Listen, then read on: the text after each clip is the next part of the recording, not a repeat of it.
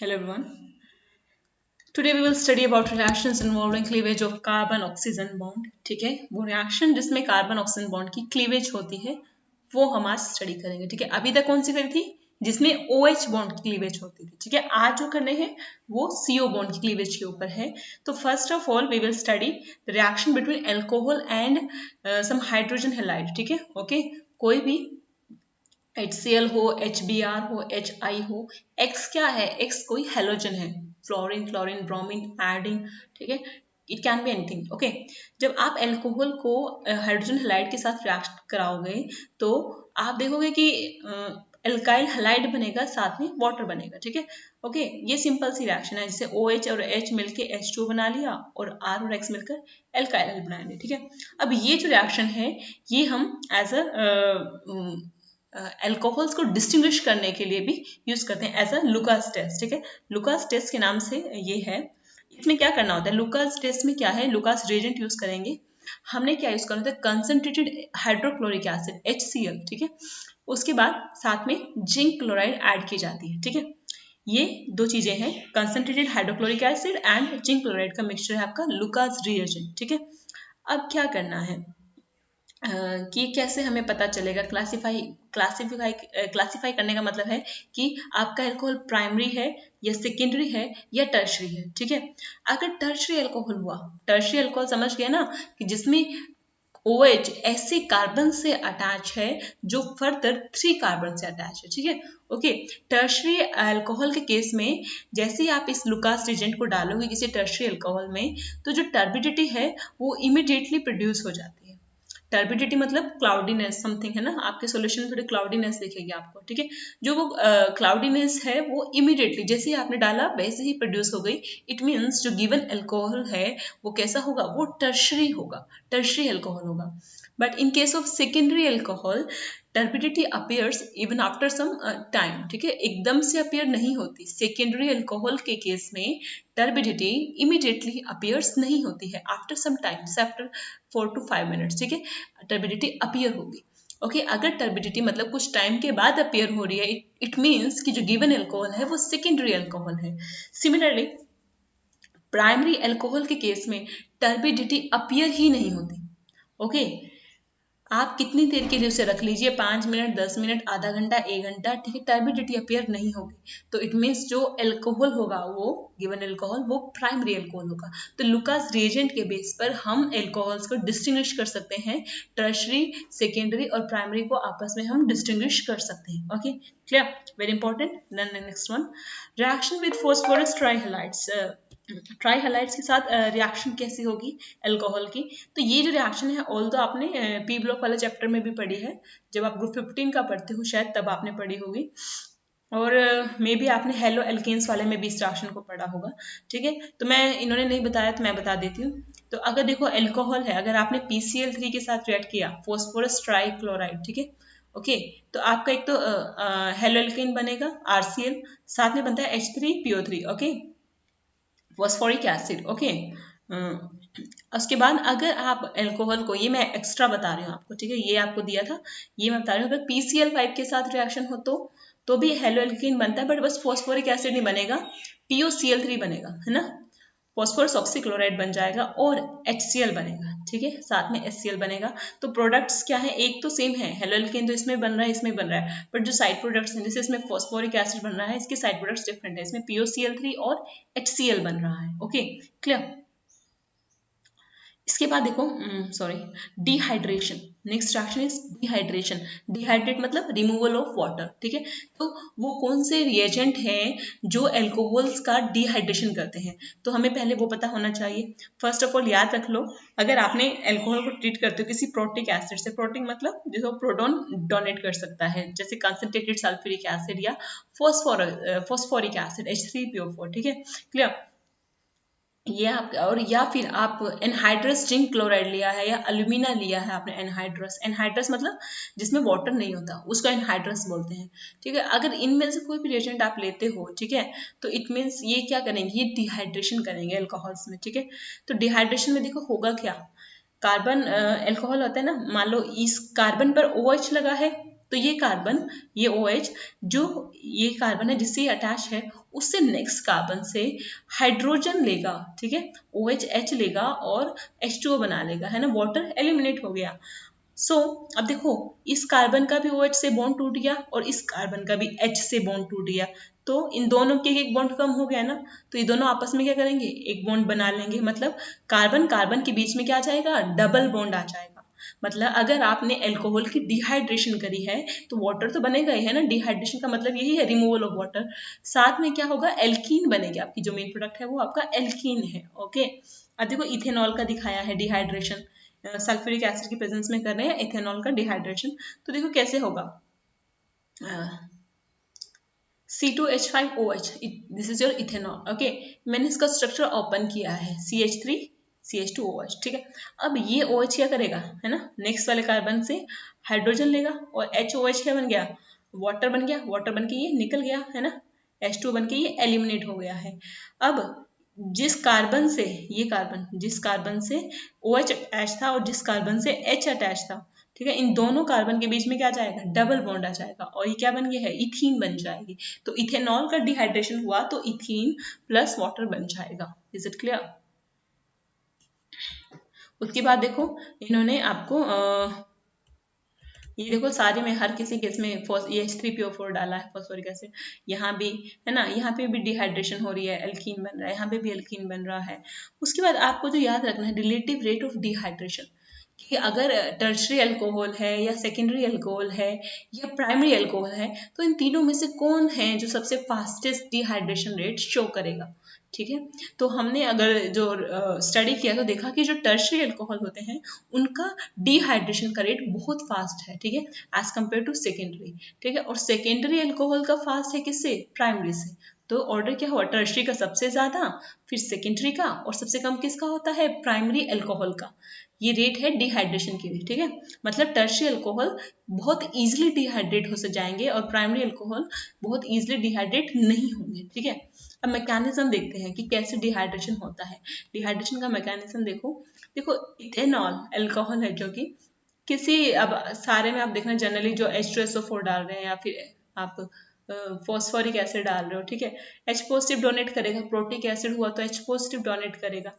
तो in the presence of H positive क्या होगा, हमने पढ़ा था एल्कोहल जो होते हैं वो एज अ न्यूक्लियोफाइल बिहेव करते हैं, है ना, एज अ न्यूक्लियोफाइल बिहेव करते हैं न्यूट्रल एल्कोहल। अगर प्रोटोनेटेड एल्कोहल हो जाता है, एल्कोहल प्रोटोनेटेड हो जाता है, तब वो एज अ इलेक्ट्रोफाइल बिहेव कर सकता है कहीं पर, अदरवाइज जो एल्कोहल्स हैं वो एज अ न्यूक्लियोफाइल ही बिहेव करते हैं, ठीक है। क्योंकि ऑक्सीजन जो है एल्कोहल में इलेक्ट्रॉन रिच है, तो ये इलेक्ट्रॉन किसे दे रहा है, H पॉजिटिव को।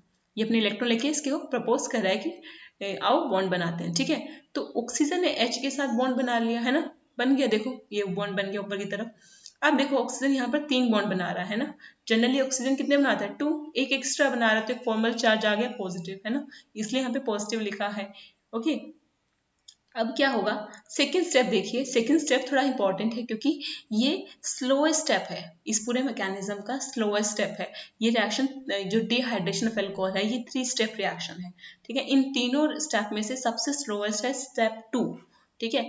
तो जो स्लोएस्ट स्टेप होता है हमको पता है वो, और क्या होता है, रेट डिटरमाइनिंग स्टेप, है ना, वो आपकी रिएक्शन के रेट को डिटरमाइन करेगा, ठीक है। अगर रिएक्शन अगर जो स्टेप 2 है वो स्लो है काफी, तो ओवरऑल रिएक्शन का रेट भी स्लो हो जाएगा। अगर स्टेप 2 थोड़ा फास्ट है, मतलब थोड़ा अच्छे रेट में हो रहा है, तो ओवरऑल रिएक्शन का रेट भी थोड़ा फास्ट हो जाएगा। ओके, तो step 2 is the slowest step, ठीक है, and rate determining step of the reaction, ये इंपॉर्टेंट है बात, ठीक है, याद रखना।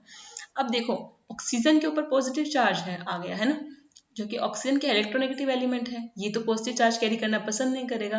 तो क्या हुआ, ऑक्सीजन ने अपना बॉन्ड इस कार्बन से तोड़ दिया है, ठीक है, और अपने इलेक्ट्रॉन लेके निकल गया, अपने इलेक्ट्रॉन इस बॉन्ड से लेके निकल गया और इससे बॉन्ड तोड़ा है कार्बन से। तो कार्बन के ऊपर आ गया पॉजिटिव चार्ज, है ना, कार्बन के ऊपर पॉजिटिव चार्ज आ गया और ये H2O बाहर निकल गया है, ठीक है। कार्बन के ऊपर पॉजिटिव चार्ज आने का मतलब क्या है, ये कोई कार्बोकेटायन है, ठीक है, ये कोई कार्बोकेटायन है। तो फिर क्या होगा, यहाँ से जब कार्बोकेटायन बन जाएगा, इससे नेक्स्ट कार्बन जिस पॉजिटिव चार्ज है ना, उससे नेक्स्ट कार्बन से हाइड्रोजन क्या करेगा, हाइड्रोजन अपने बॉन्ड के इलेक्ट्रॉन इन्हें देगा और खुद H पॉजिटिव के फॉर्म में निकल जाएगा। और यहाँ पर क्या आ जाएगा, देखो इलेक्ट्रॉन यहाँ पर देने का मतलब ये है कि इस कार्बन और कार्बन के बीच में बॉन्ड का आ जाना, दूसरे डबल बॉन्ड का आ जाना, ठीक है। तो यहाँ पे एल्कीन बन जाती है। तो ये 3 स्टेप की रिएक्शन है और इसका मैकेनिज्म इंपॉर्टेंट है। ओके, उसके बाद ऑक्सीडेशन रिएक्शन। देखो यहाँ पे है एक एल्कोहल दिया हुआ है आपको, ठीक है। एल्कोहल जनरली मान लो इधर भी कोई कार्बन है, नीचे भी कोई कार्बन है, यहाँ पर हाइड्रोजन है और इस कार्बन के साथ OH लगा है डेफिनेटली, ठीक है। तो ऑक्सीडेशन होगा क्या कि आपका ये जो कार्बन ये जो एल्कोहल है, ये देखो यहाँ पे C सिंगल बॉन्ड O जहाँ था ना वहां पर आ रहा है C डबल बॉन्ड O, ठीक है। और ये जो हाइड्रोजन H के साथ लगी थी और ये जो हाइड्रोजन कार्बन के साथ लगी थी, सॉरी ये जो H ऑक्सीजन के साथ लगी थी और ये जो H कार्बन के साथ लगी थी, ये दोनों हाइड्रोजन बाहर निकल जाएंगे H2 के फॉर्म में, ठीक है। तो इसको हम और क्या बोल सकते हैं, डिहाइड्रोजनेशन भी बोल सकते हैं, क्योंकि रिएक्शन मिक्सचर से H2 रिमूव हो रही है ना। तो रिमूवल ऑफ रिमूवल तो नहीं है, एलिमिनेशन ऑफ हाइड्रोजन है तो डिहाइड्रोजनेशन है, ठीक है। ओके, तो जनरली हम ऑक्सीडेशन करने के लिए हमको किसी ऑक्सीडाइजिंग एजेंट की हेल्प चाहिए होती है ना। ऑक्सीडाइजिंग एजेंट ऑक्सीडेशन रिएक्शन को थोड़ा इजी कर देते हैं, ठीक है। तो आप हमेशा एक तो बात याद रखो, जनरल ये चीज़ें मैं बता रही हूँ भी, एल्कोहल अगर प्राइमरी एल्कोहल है उसका ऑक्सीडेशन करेंगे तो पहले एल्डिहाइड बनता है। डू रिमेंबर इट, पहले क्या बनता है, एल्डिहाइड, ठीक है, RCHO। जब एल्डिहाइड का फर्दर ऑक्सीडेशन होगा तो क्या बनता है, कार्बोक्सिलिक एसिड बनता है, कार्बोक्सिलिक एसिड RCOOH, ठीक है, RCOOH। अब देखो ये है ऑक्सीडेशन का ट्रेंड। अगर मैं कहूँ रिडक्शन, अगर आप कार्बोक्सिलिक एसिड को रिड्यूस करो ना बेटा, तो पहले एल्डिहाइड बनेगा और एल्डिहाइड को रिड्यूस करोगे तो एल्कोहल बनेगा, ठीक है। तो दोनों ट्रेंड याद रखना, एल्कोहल को ऑक्सीडाइज करेंगे तो एल्डिहाइड बनेगा, एल्डिहाइड को ऑक्सीडाइज करेंगे कार्बोक्सिलिक एसिड बनेगा। अगर मुझे कार्बोक्सिलिक एसिड से एल्डिहाइड बनाना हो तो मुझे कार्बोक्सिलिक एसिड को रिड्यूस करना पड़ेगा, ठीक है। सिमिलरली अगर मुझे एल्डिहाइड से एल्कोहल बनाना हो तो मुझे एल्डिहाइड को रिड्यूस करना पड़ेगा। ओके, तो फॉरवर्ड डायरेक्शन में ऑक्सीडेशन है, अगर बैकवर्ड मूव करोगे तो रिडक्शन है, ठीक है।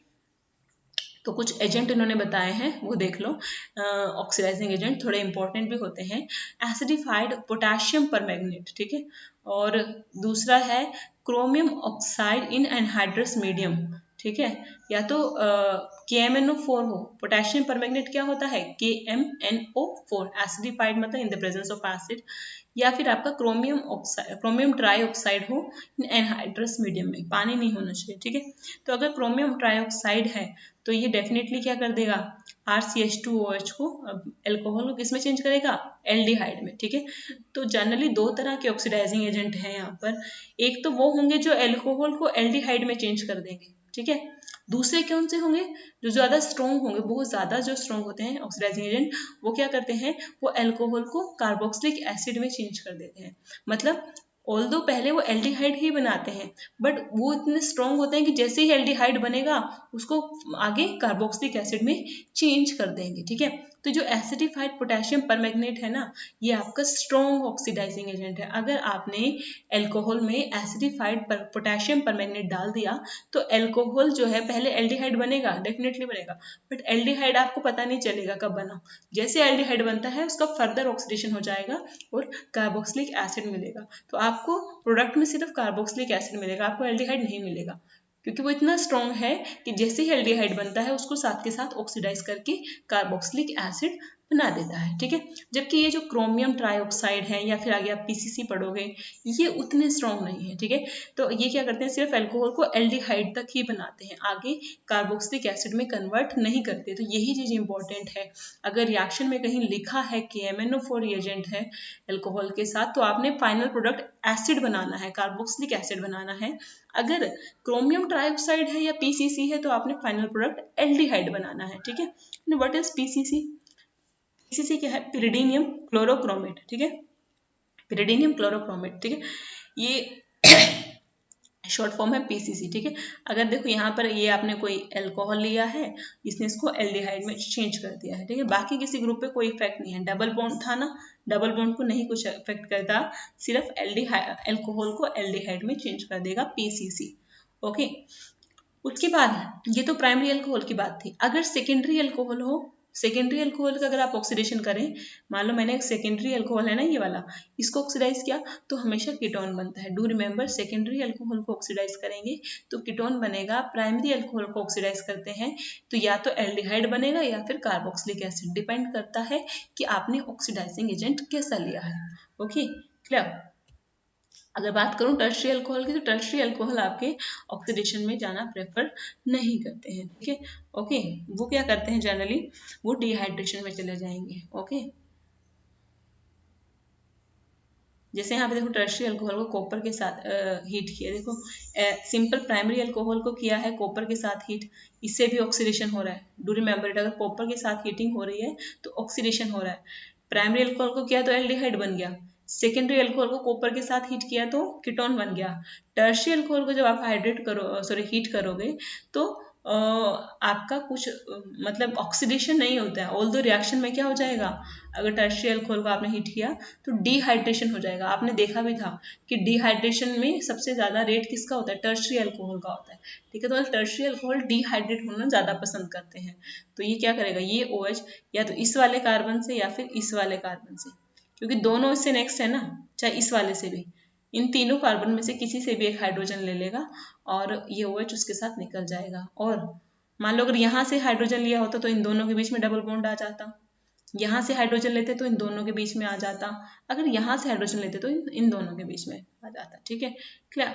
तो ये आपके क्या बोलते हैं, ऑक्सीडेशन की रिएक्शन है अल्कोहल के लिए। उसके बाद एक चीज आती है denatured alcohol. What is denatured alcohol? Actually क्या होता है कि इंडस्ट्रियल लेवल पे जब भी आपने देखा कि अल्कोहल काफी अच्छा सॉल्वेंट है, काफी जगह यूज होता है, आजकल तो सैनिटाइजर ने सबको अल्कोहल के बारे में बता ही दिया है, ठीक है। तो अल्कोहल की जो प्रोडक्शन होती है वो लार्ज स्केल पर होती है जनरली, है।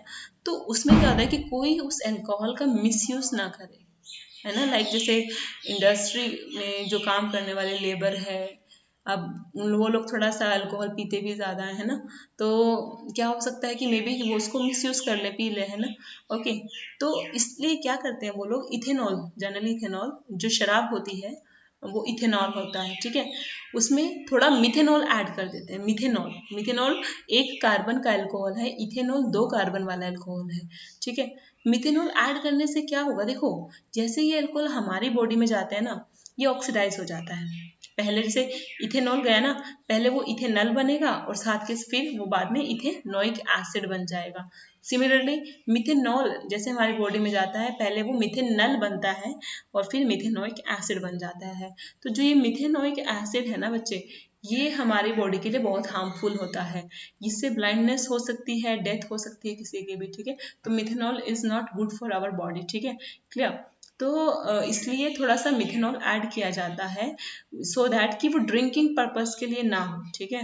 ओके, ओके, तो वो ड्रिंक ना, मतलब जो इंडस्ट्रियल लेवल पर बन रहा है वो maybe as a solvent के लिए हम उसे यूज़ करना चाहते हैं, maybe as a fuel use करना चाहते हैं, बट वो ड्रिंकिंग पर्पस के लिए नहीं होता, तो इसलिए उसको थोड़ा डीनेचर किया जाता है, मतलब उसमें मिथेनॉल मिलाया जाता है, ठीक है। ओके, उसके बाद जो ऐसा कोई पेशेंट है कहते जिसने मान लो ऐसा कोई कुछ पी लिया है बाय मिस्टेक, ऐसा अल्कोहल जिसमें मिथेनॉल ऐड है, तो उसको हम अक्सर इंट्रावेनस इन्फ्यूजन देते हैं डायल्यूटेड इथेनॉल के, ठीक है।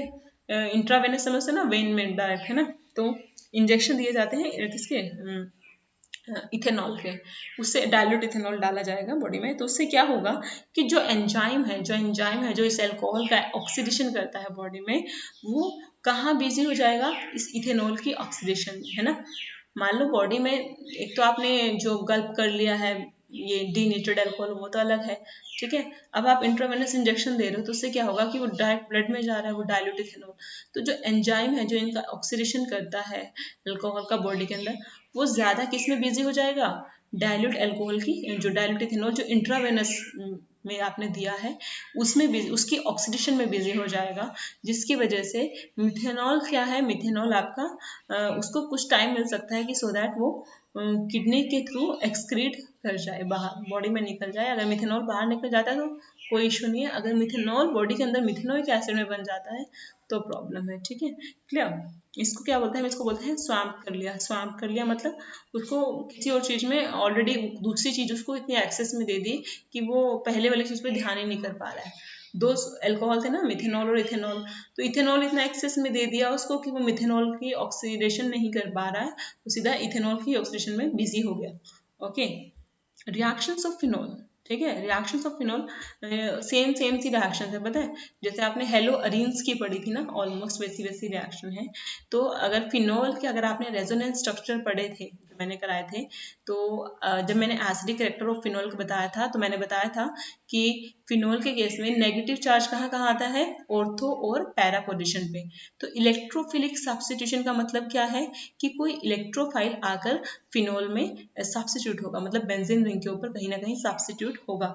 तो इलेक्ट्रोफाइल क्या होता है, इलेक्ट्रॉन लविंग स्पीशीज, तो वो कहाँ सब्स्टिट्यूट होंगे, ऑर्थो पे और पैरा पे, क्योंकि नेगेटिव चार्ज कहाँ आता है रेजोनेंस में, फिनॉल के केस में ऑर्थो और पैरा पे आता है। इसलिए जब हमने नाइट्रेशन करी तो NO2 ग्रुप इलेक्ट्रोफाइल है आपका NO2 यहाँ पर, तो NO2 एक बार दो प्रोडक्ट मिलेंगे, एक में तो NO2 ऑर्थो पे और दूसरे में NO2 प्रोडक्ट पैरा में, ठीक है। उसके बाद वो बोलता है कि हम जो है इन ऑर्थो नाइट्रोफिनॉल और पैरा नाइट्रोफिनॉल को सेपरेट कर सकते हैं बाय स्टीम डिस्टिलेशन, ठीक है, स्टीम वॉलेटाइल, हाँ स्टीम डिस्टिलेशन से हम इसको सेपरेट कर सकते हैं, क्योंकि जो ऑर्थो नाइट्रोफिनॉल है वो तो स्टीम वॉलेटाइल है, मतलब अगर आप स्टीम उस पर पास करोगे तो वो उड़ जाएगा, ठीक है, कौन, ऑर्थो नाइट्रोफिनॉल, जबकि पैरा नाइट्रोफिनॉल जो है वो इतना वॉलेटाइल नहीं है, ठीक है, क्लियर। तो ऑर्थोनाइट्रोफिनॉल जो है वो वॉलेटाइल है और पैरानाइट्रोफिनॉल जो है वॉलेटाइल नहीं है। अब इसका भी रीजन उन्होंने बताया है कि ऐसा क्यों है, क्यों ऑर्थो वॉलेटाइल है, क्यों पैरा वॉलेटाइल नहीं है। तो देखो ऑर्थोनाइट्रोफिनॉल में क्या होता है, इंट्रा मॉलिक्यूलर, इंट्रा, ठीक है, इंट्रा मतलब with in the molecule, with in the molecule देखो OH जो है और यहाँ पे या इसका OH का हाइड्रोजन और NO2 का ऑक्सीजन एक दूसरे की प्रॉक्सिमिटी में है ना, ऑर्थो पोजीशन में है ना, प्रॉक्सिमिटी में होने से क्या होगा, इन दोनों के बीच में कैसा बॉन्ड आ जाएगा, हाइड्रोजन बॉन्डिंग, हाइड्रोजन बॉन्डिंग है ना। अगर ऑक्सीजन, फ्लोरीन या नाइट्रोजन किसी हाइड्रोजन के कॉन्टेक्ट में आते हैं, प्रॉक्सिमिटी में आते हैं, तो वहां पर हाइड्रोजन बॉन्डिंग हो जाती है, ये हम पढ़ चुके हैं बहुत पहले। तो यहाँ पर ये कैसी है, ये इंट्रा मॉलिक्यूलर है, इंट्रा, इंट्रा माने within the molecule. But in case of paranitrophenol क्या होता है कि ये जो OH है, एक मॉलिक्यूल का OH दूसरे मॉलिक्यूल के ऑक्सीजन से इंटरेक्ट करता है, मतलब जो हाइड्रोजन बॉन्डिंग हो रही है वो बिटवीन टू मॉलिक्यूल्स हो रही है ना, टू डिफरेंट मॉलिक्यूल्स हो रही है ना, ये मॉलिक्यूल अलग है, ये मॉलिक्यूल अलग है, इन दोनों के बीच में जो है हाइड्रोजन बॉन्डिंग हो रही है। तो इस तरह की हाइड्रोजन बॉन्डिंग को बोलते हैं इंटर मॉलिक्यूलर मतलब बिटवीन बिटवीन द मॉलिक्यूल्स, ठीक है, बिटवीन द मॉलिक्यूल्स, ये क्या है, within the same molecule, intra माने within the same molecule. तो इससे क्या होगा कि ये जो है वो दूसरे जो ऑर्थोनाइट्रोफिनॉल है उससे इंटरेक्ट नहीं करेगा, क्योंकि ये अपने में हाइड्रोजन बॉन्डिंग बना लिया इसने, तो दूसरे से कहाँ इंटरेक्शन होने वाली है। तो ऑब्वियसली जब मॉलिक्यूल्स के बीच में इंटरेक्शन कम होगी तो वो इजिली वोलेटाइल होते हैं, आपको पता है, फिर इजिली गैसियस फेस में चले जाते हैं। इसलिए ऑर्थोनाइट्रोफिनॉल जो है वो मोर वोलेटाइल है एज कम्पेयर टू पैरानाइट्रोफिनॉल, क्योंकि ऑर्थोनाइट्रोफिनॉल में इंट्रा मॉलिक्यूलर हाइड्रोजन बॉन्डिंग है, वेयर एज पैरानाइट्रोफिनॉल में इंटर मॉलिक्यूलर है। Okay, clear. उसके बाद है ब्रोमिनेशन का भी, सॉरी ये नाइट्रेशन का भी दिखा रखा है। अभी जो हमने किया था वो डाइल्यूट नाइट्रिक एसिड से था, अगर आपने ऊपर देखा वो डाइल्यूट नाइट्रिक एसिड से, अगर आपने कंसंट्रेटेड नाइट्रिक एसिड डाल दिया फिनॉल में, ठीक है, तो इसकी ऑर्थो और पैरा पोजीशन पर नाइट्रो ग्रुप आके सब्स्टिट्यूट हो जाएगा, ठीक है। तो देखो तीनों जो उसकी पोजीशन है वो NO2 एक्वायर कर लेगा। ओके, तो इसको हम क्या बोलते हैं, 2,4,6 ट्राई नाइट्रोफिनॉल, इसके कॉमन नेम भी है picric acid. Needle like crystal होते हैं इसके, येलो से नीडल जैसे शेप के क्रिस्टल होते हैं, पिक्रिक एसिड, ठीक है। ओके, उसके बाद है हैलोजिनेशन। हैलोजिनेशन मतलब हैलोजन का अटैच करना। तो या हैलोजिनेशन के लिए आप क्या कुछ यूज कर सकते हो, आप ब्रोमीन कोई हैलोजन पास कराओ, या तो सॉल्वेंट्स कैसा लेने हैं, क्लोरोफॉर्म ले लो, कार्बन डाइसल्फाइड ले लो, या फिर आप हैलोजिनेशन के लिए कुछ और भी यूज कर सकते हैं, जिसे हम बोलते हैं Lewis acid, Lewis acid. Okay, Lewis acid क्या होते हैं, विच कैन एक्सेप्ट इलेक्ट्रॉन्स, ठीक है। ल्यूइस का जो एसिडिटी और बेसिडिटी का कंसेप्ट है वो इलेक्ट्रॉन्स के टर्म में है। ओके, जैसे ये फेरिक ब्रोमाइड। ओके, अगर आपने ये भी यूज किया है तो ये भी यहाँ पर फिनॉल के साथ हैलोजिनेशन ही शो करेगा। तो ये भी इलेक्ट्रोफिलिक सब्स्टिट्यूशन का एग्जांपल है। तो ऑर्थो और पैरा पर सब्स्टिट्यूशन होगा, ठीक है। ऑर्थो पर ब्रोमीन लगा दिया, जैसे यहाँ पे ब्रोमीन पास किया तो ब्रोमीन ऑर्थो पे एक प्रोडक्ट में और दूसरे प्रोडक्ट में पैरा पे। तो जो पैरा वाला होता है वो मेजर होता है, जनरली आपने देखा होगा, ऑर्थो वाला माइनर होता है। कारण इसमें इसमें क्या कारण है, क्योंकि स्टेरिक हिंड्रेंस है ना, ऑर्थो में दोनों सब्सटेंट क्या एक दूसरे के पास पास हैं, तो एक दूसरे से टकराएंगे, है ना, एक दूसरे को ऑब्वियसली अगर दूर दूर होंगे तो ज़्यादा कंफर्टेबल होंगे, अगर पास पास होंगे तो मॉलिक्यूल आपस में टकराएंगे, मतलब वो क्या करेंगे, वो स्टेरिक हिंड्रेंस प्रोवाइड करेंगे, ठीक है। इसलिए आपका ऑर्थो माइनर होता है, पैरा मेजर होता है हैलोजनेशन वाले केस में। सिमिलरली अगर आपने एक्सेस में डाल दिया ब्रोमीन, है ना, 2,4 देखो 3Br2 डाल दिए हैं, तो आपको 2,4,6 ट्राइब्रोमोफिनॉल मिल जाएगा। ये इसके व्हाइट कलर की पीपीटी होते हैं, ठीक है, व्हाइट कलर के प्रेसिपिटेट, साथ में आपका हाइड्रोजन ब्रोमाइड मिलेगा, ठीक है, ओके। उसके बाद हमारे पास जो नेक्स्ट रिएक्शन है वो है आपकी कोलब्रुक रिएक्शन। अच्छा, यहाँ पे थोड़ा सा ये वाला क्वेश्चन मैं करा के दिखाती हूँ तुमको। Write the structure of major products expected from the following reactions. Mononitration of three methyl phenol, ठीक है, ये फिनॉल है ना, इसकी इस पोजीशन को क्या बोलेंगे, 1, जिससे फिनॉल अटैच है, सॉरी OH अटैच है, उसे 1 बोलेंगे, नेक्स्ट को सेकेंड और इसको थर्ड, ओके। तो 3 मिथाइल फिनॉल कि अगर आपने नाइट्रेशन करते हैं तो मैं बता रही हूँ आपको कि कौन सी पोजीशन पर आपका लगेगा, मैं बताती हूँ यहाँ पे, क्लियर, देखो OH,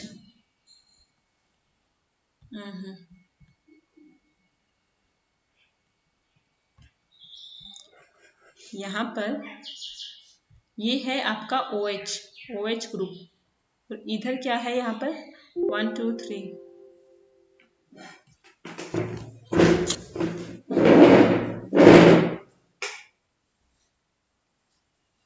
तो यहाँ पर आपका है थर्ड पोजीशन पे, ये 1 है पोजीशन, ये सेकंड पोजीशन है और ये थर्ड पोजीशन है। थर्ड पोजीशन पे आपका लगा है मिथाइल, 3-मिथाइल फिनॉल इससे बोला है। अगर इसकी नाइट्रेशन करनी है तो अब तुम सोचोगे कि कहाँ करूँ, है ना, मैं इसकी नाइट्रेशन करना चाहती हूँ तो NO2 ग्रुप कहाँ लगेगा। तो देखो ये दोनों ग्रुप क्या है, OH एंड CH3, दोनों कैसे हैं, ये इलेक्ट्रॉन डोनेटिंग ग्रुप है। इलेक्ट्रॉन डोनेटिंग मतलब ये इलेक्ट्रॉन डोनेट करते हैं, और कहाँ पर आती है फिनॉल के केस में, मतलब इलेक्ट्रॉन डोनेशन कहाँ कहाँ हो सकता है, ऑर्थो पे और पैरा पे, ठीक है, ओके। नेगेटिव चार्ज कहाँ कहाँ आएगा, ऑर्थो और पैरा पे, है ना। तो इसका ऑर्थो देखो और इसका ऑर्थो और पैरा देखो, है ना, इसका ऑर्थो क्या होगा, अभी मैं रेड पेन से देख रही हूँ, OH का ऑर्थो देखो, ये ऑर्थो पोजीशन किसकी है, OH की, ये ऑर्थो पोजीशन है OH की, और ये पैरा पोजीशन है OH की, ठीक है, समझ में आ गया, ओके। अभी मैं क्या कर रही हूँ, अभी मैं मिथाइल की ऑर्थो और पैरा बताती हूँ। ये इधर वाली मिथाइल की ऑर्थो है, ये मिथाइल यहाँ पे लगा है ना, तो ये इसकी ऑर्थो पोजीशन है, और ये इधर भी इसकी ऑर्थो पोजीशन है, और इधर इधर क्या है इसकी, इधर इसकी पैरा पोजीशन है, ठीक है, ओके। अब NO2 कहाँ लगेगा, ठीक है, ये है एक तो 1, एक 2 और एक 3, ठीक है। तो अगर आपने मोनो नाइट्रेशन करी है, देखो यहाँ पर इस पोजीशन पर आपका NO2 लग गया है और एक इस पोजीशन पे लगा है, समझ रहे हो, एक तो यहाँ लगा है और एक यहाँ लगा है, दिखाती हूँ क्या है, यहाँ लगा है ब्लैक पेन से, एक तो इस पोजीशन पे NO2 लग जाएगा आके एक प्रोडक्ट में, है ना, यहाँ पे, ओके, और दूसरा कहाँ लगेगा, एक यहाँ पे लगेगा, दूसरे प्रोडक्ट में यहाँ लग जाएगा, एक प्रोडक्ट में एक ही जगह लगना है, मोनो नाइट्रेशन बोला ना, मोनो मतलब एक ही बार में एक लगाना है, यहाँ पर नहीं लगेगा, यहाँ पे क्यों नहीं आ रहा है, क्योंकि इधर भी ग्रुप है इधर भी ग्रुप है, यहाँ पे बीच में स्टेरिक हिंड्रेंस आएगी, अगर यहाँ पर भी NO2 लग जाता है ना तो सभी पास पास हो गए ना सब्सटेंट, वो एक दूसरे से आपस में टकराएंगे और क्या होगी, सिस्टम डिस्टेबलाइज होगा, ठीक है, क्लियर, इसलिए यहाँ पर नहीं लग रहा, यहाँ और यहाँ पर लगेगा। उसके बाद देखिए dinitration of three methyl phenol, dinitration में क्या करना है, डाई नाइट्रेशन में दोनों जगह, जैसे मैंने मोनो नाइट्रेशन में बताया ना कि एक टाइम पे एक प्रोडक्ट में लगाना है, एक NO2 एक प्रोडक्ट में लगाना है, डाई नाइट्रेशन में क्या करना है, दोनों लगा देना, यहाँ पर भी लगा दिया और जैसे यहाँ पर भी लगा दिया, जैसे इसमें लगा हुआ है स्ट्रक्चर। मोनो में आपको एक प्रोडक्ट में एक ही जगह NO2 दिखाना है, एक बार इस पे दिखाओगे एक बार इस पोजीशन पे दिखाओगे, ठीक है, क्लियर। उसके बाद है mononitration of phenyl methanoid phenyl methanoid मतलब बेंजीन के ऊपर OCOCH3, ठीक है, इस ये भी इलेक्ट्रॉन डोनेटिंग ग्रुप है, ये भी क्या करता है आपका, समझो, ऑर्थो और पैरा पोजीशन पे इलेक्ट्रॉन डेंसिटी बढ़ाएगा, तो ऑर्थो पे सब्सटेंट नहीं लगेगा क्योंकि ये ग्रुप ऑलरेडी बड़ा है, OCOCH3 है ना, काफी बड़ा है, अगर यहाँ पर NO2 लग गया तो ये से टकराएगा, या यहाँ पर भी लग गया तो भी टकराएगा, है ना, तो नाइट्रेशन कहाँ होगी, पैरा पोजीशन पे नाइट्रेशन होगी, ठीक है, NO2, उसके बाद जो हमारी नेक्स्ट रिएक्शन है that is Kolbe's reaction. Kolbe's reaction is very simple. देखो क्या करना है, OH फिनॉल जो कि है आपका, इसको सोडियम हाइड्रोक्साइड से ट्रीट करो फर्स्ट ऑफ ऑल। तो हमको पता है क्या बनता है, ये तो रिएक्शन बड़ी बार कर ली है ना, सोडियम फिनॉक्साइड है ना, ONA बन जाएगा OH का। ओके, अब इस सोडियम फिनॉक्साइड में आपने पहले कार्बन डाइऑक्साइड पास करनी है, फिर इसको एसिडिफाई करना है। फर्स्ट आप क्या करोगे, कार्बन डाइऑक्साइड पास करोगे, देन इसको एसिडिफाई करोगे, तो क्या बन जाएगा 2 हाइड्रोक्सी। ये आपका मेन फंक्शनल ग्रुप हो जाएगा COOH। ठीक है, ये आपका मेन फंक्शनल ग्रुप है। आपने जो फंक्शनल, जब IUPAC नॉमेनक्लेचर बताया जाता है आपको, तो एक फंक्शनल ग्रुप की प्रायोरिटी का ऑर्डर भी बताते हैं कि कौन से फंक्शनल ग्रुप को प्रायोरिटी देनी है अगर 2 फंक्शनल ग्रुप प्रेजेंट हो। जैसे यहाँ पे OH है, यहाँ पर COOH भी है, तो आपको मैं बता दूं कार्बोक्सिलिक एसिड को फर्स्ट प्रायोरिटी देते हैं। ठीक है, ओके, OH की प्रायोरिटी सेकंड हो जाएगी, तो मतलब ये एज अ सब्स्टिट्यूएंट हो जाएगा। जिसकी प्रायोरिटी कम है ना वो एज अ सब्स्टिट्यूएंट होगा, और जिसकी प्रायोरिटी ज्यादा है वो आपका मेन फंक्शनल ग्रुप होगा। तो बेंजीन के ऊपर अगर COOH लगा है तो क्या बोलते हैं उसको, बेंजोइक एसिड। क्या बोलते हैं, बेंजोइक एसिड। और ये कार्बन फर्स्ट है और ये कार्बन सेकंड है, तो दूसरे कार्बन पर क्या लगा है, OH। OH को बोलेंगे एज अ सब्स्टिट्यूएंट, अगर OH होता है तो बोलते हैं 2 हाइड्रोक्सी बेंजोइक एसिड। ठीक है, ये आपका सैलिसिलिक एसिड, जिसे हम कॉमन इसका नेम है सैलिसिलिक एसिड। याद करो सैलिसिलिक एसिड ऊपर भी कराया था एस्टेरिफिकेशन में, है ना, सैलिसिलिक की एस्टेरिफिकेशन से एस्पिरिन बना के दिखाया था, है ना। अब लास्ट जो इसमें रिएक्शन है, लास्ट तो नहीं है, सेकेंड लास्ट है, फिनोल की लास्ट है, मतलब फिर ईथर्स की चल जाएगी, ईथर्स की नहीं करी ना अभी आपने। Reimer Tiemann reaction very important, name reaction सारे इंपॉर्टेंट है वैसे तो। ठीक है, चाहे कोल बेस है चाहे रीमर टीमन है, सब इंपॉर्टेंट है, रिएक्शंस आपको सारी आनी चाहिए। ओके, रीमर टीमन रिएक्शन में देखो होता क्या है, फर्स्ट ऑफ ऑल आप क्लोरोफॉर्म CHCl3 और एक्वस NaOH के साथ इस फिनोल को ट्रीट करोगे। ठीक है, तो होगा क्या कि OH का तो क्या बन जाएगा, NaOH के प्रेजेंस में क्या बन जाता है, ONA, है ना, बन गया। और ये CHCl3 क्या होगा, ये यहाँ पर ऑर्थो पोजीशन पे आकर CHCl2 आपका अटैच हो जाएगा। ठीक है, क्योंकि CHCl3 तो पूरा कंपाउंड है ना, ये एज अ सब्सटेंट अटैच होगा तो CHCl2। ठीक है, फिर आपने फिर से NaOH डाला, तो जब आप फिर से NaOH डालोगे तो ये CHCl2 आपका CHO में चेंज हो जाएगा, एल्डिहाइड ग्रुप में। याद करो CHO क्या है आपका, एल्डिहाइड ग्रुप है। ठीक है, वो यहाँ पर ONA ही है, इसके फिर से क्या करो आप, एसिडिफिकेशन कर दो, मतलब एडिशन ऑफ प्रोटॉन। ठीक है, कर दिया, तो यहाँ से O नेगेटिव Na पॉजिटिव किस में चेंज हो जाएगा, OH में चेंज हो जाएगा। ठीक है, और ये क्या बन गया आपका, ये आपका बन गया सैलिसिल्डिहाइड। ये इसका कॉमन नेम है, इसका IUPAC नेम क्या होगा, उसके लिए आपको देखना पड़ेगा OH और CHO का प्रायोरिटी ऑर्डर। तो याद हो CHO की प्रायोरिटी OH से ज्यादा होती है, CHO की प्रायोरिटी OH से ज्यादा होती है, तो CHO आपका मेन फंक्शनल ग्रुप होगा। OH क्या हो जाएगा आपका, एज अ फिर सब्स्टिट्यूएंट हो जाएगा। तो 2 हाइड्रोक्सी बेंजल्डिहाइड, बेंजीन के ऊपर अगर CHO लगा है तो बेंजल्डिहाइड, बेंजीन के ऊपर अगर COOH लगा है तो बेंजोइक एसिड। ठीक है, तो 2 हाइड्रोक्सी बेंजल्डिहाइड इसको नाम देंगे, और कॉमन नेम है सैलिसिल्डिहाइड। ठीक है, ओके। उसके बाद देखो ये रिएक्शन भी बहुत इंपॉर्टेंट है, रिएक्शन विद जिंक डस्ट। मैंने बहुत बार क्वेश्चन सॉरी एग्जाम्स में ये रिएक्शन देखी है। ठीक है, अगर आप फिनोल को जिंक डस्ट के साथ ट्रीट कर दो, जिंक डस्ट कुछ नहीं, जिंक मेटल की मतलब पाउडर के फॉर्म में। ठीक है, तो आपने अगर फिनोल को ट्रीट किया जिंक डस्ट के साथ, तो ये बेंजीन में चेंज हो जाता है और जिंक ऑक्साइड अलग हो जाता है। ठीक है, तो फिनोल को अगर बेंजीन में कन्वर्ट करना है तो आपको उसे जिंक डस्ट के साथ ट्रीट करना होगा। ठीक है, okay, clear. And the last reaction of this topic is oxidation. Phenol का अगर आप ऑक्सीडेशन करोगे तो क्या होगा, तो अगर फिनोल के ऑक्सीडेशन के लिए आपको चाहिए Na2Cr2O7 और H2SO4, ये रिएजेंट चाहिए आपको। ठीक है, ओके, तो यहाँ पर फिनोल की जब भी ऑक्सीडेशन होगी तो बेंजोक्विनोन बन जाएगा। बेंजोक्विनोन मतलब इस पोजीशन पे इस OH को भी डबल बॉन्डेड ऑक्सीजन में चेंज कर देंगे और इसके पैरा पोजीशन पे भी डबल बॉन्डेड ऑक्सीजन आएगा। ठीक है, और बेंजीन रिंग भी देख लो आप कैसे है, अब वो 3 बॉन्ड नहीं है, अब यहाँ पे 2 बॉन्ड है, क्योंकि कार्बन यहाँ पर भी 4 बॉन्ड बना रहा है, यहाँ पर भी 4 बॉन्ड कार्बन बना रहा है, तो इसके अलावा और कार्बन कोई और बॉन्ड बना नहीं सकता। ठीक है, तो बॉन्ड यहाँ पे ये आपका बेंजीन के अंदर 3 नहीं रहते, 2 रह जाते हैं। ठीक है, ये भी ध्यान रखना है, कभी 3 बॉन्ड बना के आओ, सबके बॉन्ड भी काउंट करने होते हैं।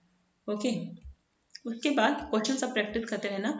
ये जो टॉपिक है सम कमर्शियली इंपॉर्टेंट एल्कोहल्स, ये हमारे इस बार सिलेबस का पार्ट नहीं है, ठीक है। इसको मत पढ़ना है, कोई जरूरत नहीं है इसको। इसमें जो है मिथेनॉल इथेनॉल के यूसेस वगैरह बता रखे हैं। All the very short topic, छोटा सा टॉपिक है बट स्टिल। इसके बाद जो मैं कल कराऊंगी दैट इज ईथर्स। ईथर की हमने प्रिपरेशन देखनी है, बहुत छोटा सा टॉपिक है, कोई ज़्यादा बड़ा नहीं है और बहुत सिंपल है, बट स्टिल आपको हर चीज़ रिएक्शन को लिख लिख के देखो, याद करो, प्रॉपर आपके टिप्स पे होने चाहिए सारी आपके। अभी तो एल्कोहल आया है, फिनॉल खत्म हो जाएगा, अभी फिनॉल खत्म हो गया, ईथर्स रह गया। अब उसके बाद मेरे पास 2 चैप्टर और हैं ऑर्गेनिक के, तो मेन दैट इज एक तो आपका ये एल्डिहाइड्स और कार्बोक्सिलिक एसिड वाला है, एक अमाइंस वाला चैप्टर है, फिर लास्ट बायोमोलिक्यूल से फिर आपका सिलेबस खत्म है, ठीक है। Okay, thank you so much.